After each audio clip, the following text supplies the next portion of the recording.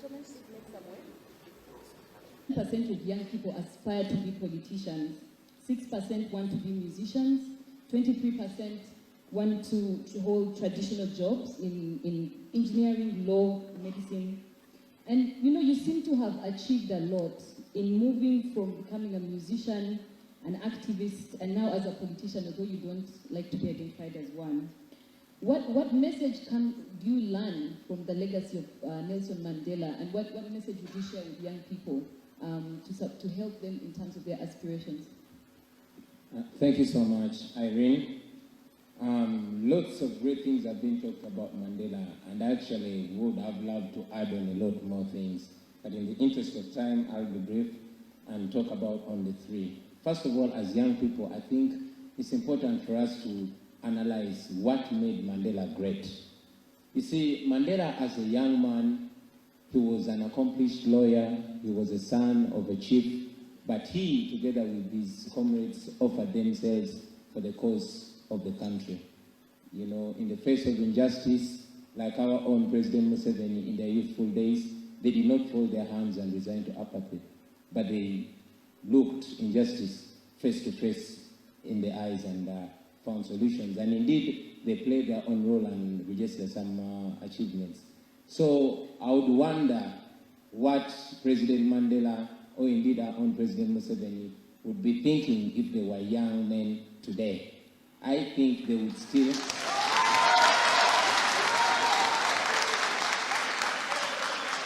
I think they would do the same. Secondly, you see, Nelson Mandela embodied almost all qualities of good leadership: democracy, unity, rule of law, and indeed he bore them at heart, not just in rhetoric, because we are looking at a leader who, after suffering in jail for 27 years, still did not have a sense of entitlement.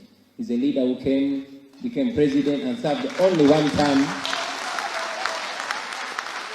And he saw it, that it was not about himself, but the nation. And indeed, he stepped down from the office of presidency and gave chance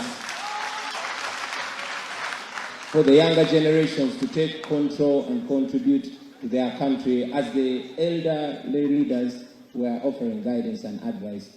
And I think still Nelson Mandela exhibited servant leadership. We can recall from his inaugural speech when he said, "I stand before you not as a prophet, but as a humble servant of the people." Thank you.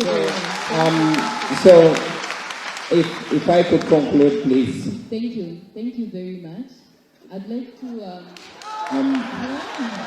okay, you can take 1 minute to conclude. Thank you very much for my 1 minute. Yeah, I'll be very brief. That's a lesson for the young and old leaders. And finally, Mandela was talking to the South African youth sometime, and he's quoted to have said that sometimes it's upon a generation to be great. You can be that generation. So I want us to take a lesson as the young people of this generation to understand that every generation has had its challenges. For the Mandelas, it was apartheid. For the Nyereres and Nkrumahs, it was colonialism. For the Musevenis and his comrades, it was bad politics and instability. For us, it is unemployment, it is exclusion, and it is corruption and all those things. So we must rise to the occasion and play our part. Thank you.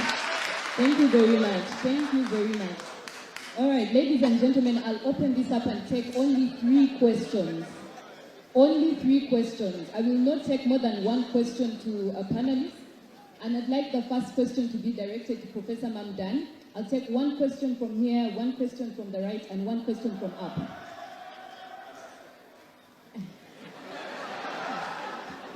Okay, I'll take 1 bonus question from outside. Just 1. Whoever comes from outside first, I'll take that 1 bonus question. All right. There is a hand all the way at the back in the corner. Yes. Do we have microphones?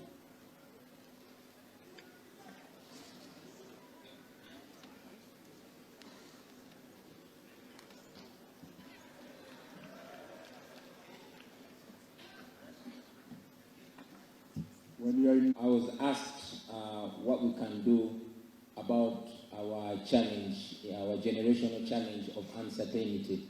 Well, it has been said before that every generation must identify its cause, pursue it, or betray it. Now that we realize that one of our challenges is uncertainty, how do we pursue that cause? I think we get involved. We get involved well diagnosing our problem, knowing that as a population whose majority, around 80%, is under the age of 35, but when you look at the core decision makers, for example, our cabinet ministers, we're in the range of 70 years plus, then you realize that we are not involved. Let us get involved in the decision making, and straightforward to you, my fellow youth, I'm telling you, let's take office right from LC1 up to presidency. Let us. That is the only way we are going to be able to approach 21st century decisions with 21st century solutions. Thank you, Honorable Chagulanyi. Honorable Deko? I'll just speak to the question about uncertainty. I think that the message